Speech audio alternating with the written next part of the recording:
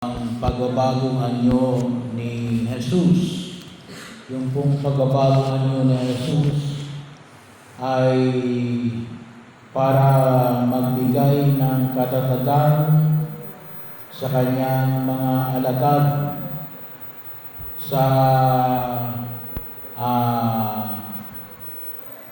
nakaharap na gawain. At ano yun? Yung pagbabago nila sa Jerusalem. So bahagi yun na kung saan ay makita natin na na ipinamamanhik para sa mga alagad na sina Pedro, Santiago at Juan. Ito yung mga kung tawagin natin yung mga piling alagad. Ito yung kalimitang sinasama ni Jesus sa kanyang mga pagkilos. So ito rin yung kung tawagin natin yung siyang magbibigis sa iba pang mga alagad upang maintindihan nila yung darating na pangyayari. Kasi alam naman natin ano yung darating na pangyayari, yung pagkamatay ni Jesus sa krus.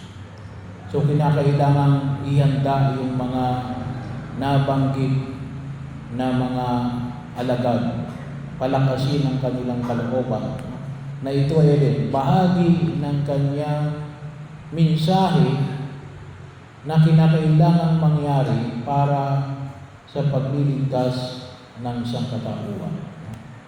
Kaya nakita natin yung kahalagahan na sabi nga, kasama niya dito si Moises at saka si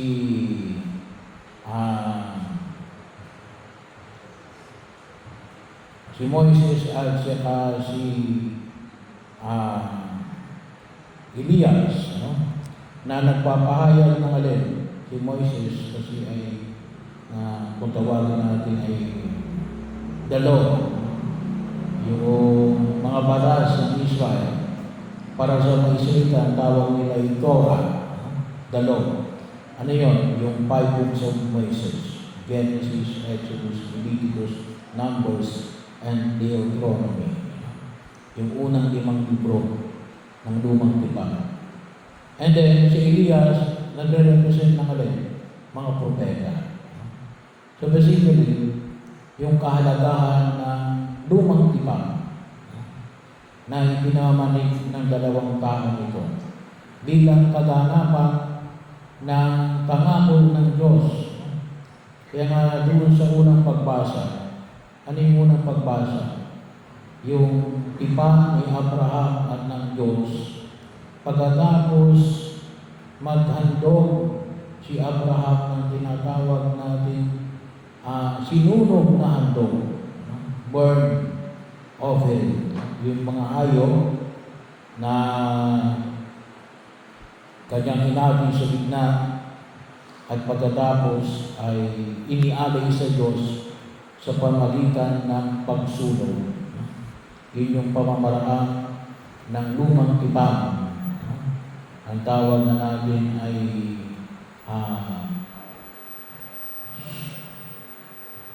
sunog na handog o yung bago susunogin handog.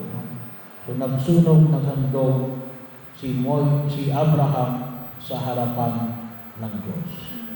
So ibig sabihin yung kaganapan nito na walang iba kundi yung tipan ng Diyos na inihandog mismo ni Jesus na walang iba kundi ang kanyang sarili. Yun ang bagong handog.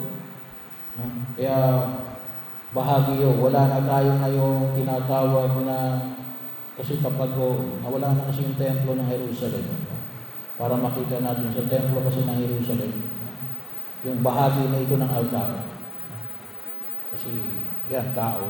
Sabi ko nga, itong bahagi ng altar na ito, dito iniaalay yung mga tinatawag natin susunoging handog. No?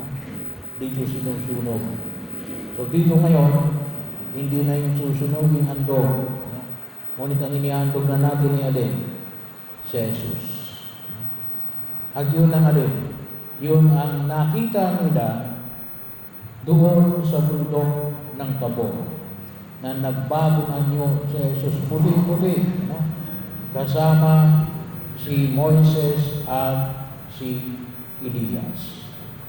So, ano yung hamon na pinamamanig sa atin ng mga may kapal? No? Yung tunay na pagbabago. No? Ang tunay na pagbabago ay walang iba, kundi ay makakamit lamang natin sa pamagitan ng pakikiisa natin kay Jesus sa kanyang paghahandog. Kaya nga po yung ating pinaalagaan ngayong panahon ng Kwaresma ay alin? Tayo ay nakikiisa. Tayo lamang ay nakikiisa. Hindi lamang handog natin. Ngunit nakikiisa tayo sa alin? Sa paghahandog ni Jesus. Paghahandog ni Jesus ng kanyang sarili. Kaya bahagi ho yun na huwag natin kalimutan. Kaya gusto natin ng pagbabago, kinakailangan na makita natin na mayroong tayong inihahandog. At ano yung inihahandog natin? Ay walang iba kundi yung ating sarili. Makiisa tayo sa paghahandog ni Jesus. Kasi sabi nga natin, bakit walang pagbabago? Baka kasi, una, wala tayong iniaalay. Wala tayong iniaalay. Gusto natin na magbago tayo, hindi naman tayo nag-aalay ng panahon para ayusin natin yung ating sarili. Ay wala tayong patutunguhan. Bahagi o yun. Kinakailangan din natin may mga bahagi o yung mga taong naging successful. Ay malaki ang kanilang inihandog. Oras, mga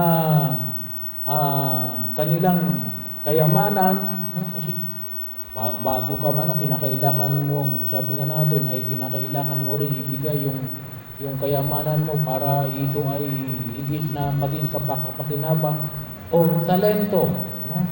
Kinakailangan din, kung tawagin natin ay patalasin natin yung ating talento. Paano ka gagaling kumanta kung hindi ka naman nagpa-practice? Bahagi o yun. Ano nga minsan, yung ating Asian songbird, anong practice niya minsan, dumulubog siya sa tubig habang kumakanta. So, yun ay bahagi yun ng pag-aalay. Kaya doon lalabas yung kanyang galing. Kaya bahagi yun minsan, hindi natin makita yung pagbabago kasi wala tayong inihahandog. Pero ito, hindi sa lahat, ihahandog natin saan? Kasama ng paghahandog ni Jesus. Kinakailang paghahandog kasama sa paghahandog ni Jesus. Kaya napakahalaga palagi na sabi ko nga, during our Mass, isama ninyo yung mga nais ninyong ipanalangin. Kinakailangan niya din, kung maaari, ibanggitin ninyo, Panginoon. Ito po yung bahagi na kung saan ay idudulog namin. Kaya nga mismo sa pagdiriwang ng misa, binabanggit natin yung mga intensyon. Pero kahit na sa inyong sarili, dapat ay mulat kayo. Itong araw na ito ng aking panalangin, inihahandog ko ito dito. Mayroon kayong pinatutunguhang intensyon. So mahalaga po yun na makita ko natin.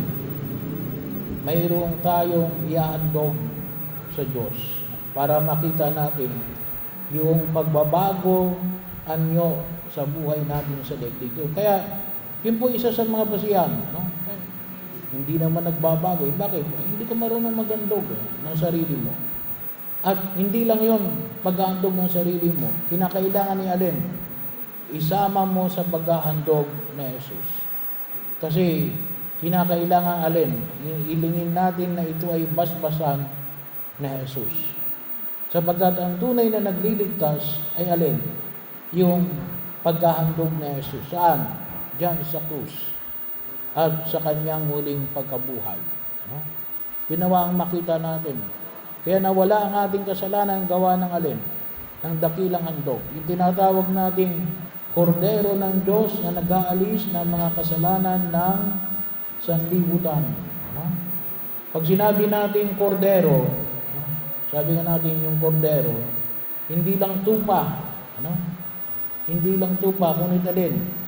Yung tupang nakalaan para sa paghahandog. Yung puting-puting tupa, no? Na mula pa noong isinilang ay sineperate na, inalagaan, at sabi nga natin yung hindi talaga nung ipinapanganak ay hindi hinahayaan na ito ay bumagsak sa lupa para magkaroon ng ibang kulay. No? Yun ang inihandog. No? Kaya dapat maliwanag ko sa atin yun. Mayroon tayong inilalaang inihahandog.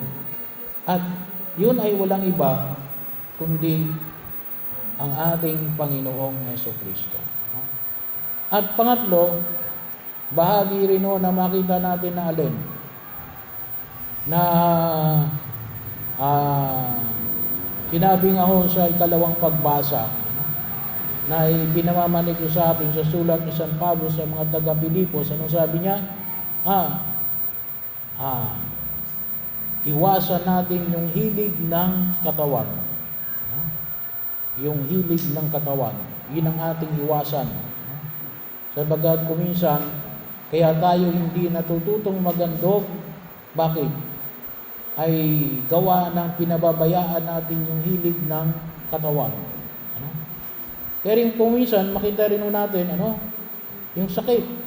Kaya rin kuminsan tayo nagkakasakit. Kasi bakit? Ay hinahayaan natin yung hilig ng katawan. Bahagi rin na kung saan yung makita natin, pag-ingatan natin. Kaya kalimitan ng sakit ngayon ay alin? Ay dalawa lang kalimitan, Ano yun? Yung mahilig sa mahilig sa masasarap. Dalawa lang ang kalimitan yung masasarap Yung matamis at malangis. Kaya kalimitan ng sakit natin ay alin? Diabetes at ultra-presyon. Doon kalimitan bumabalik. Bakit? Hindi natin nakokontrol yung ating sarili. Bahagi mo yun. Kaya kinakailangan din alin na pigilan natin yung hilig ng katawan na kuminsan ay nakasisira sa atin. Ganon din ang kasalanan. Ganon din po yung kasalanan. Kinakailangan natin pigilan natin yung ating sarili. So ito yung hamon, tatlong bagay. Una, yung paghahandog ng sarili.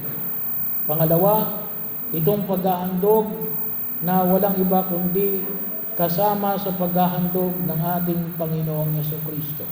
Pangatlo, ang isang maihahandog rin natin dito ay alin? Yung iwasan natin yung mga bagay na masasamang hilig ng katawan. Yun ang ating ihandog sa Diyos para bahagi yun na kung saan ay hindi lamang tayo ilayo sa karamdaman ng katawan, ngunit ganun din naman sa karamdaman ng kaluluwa.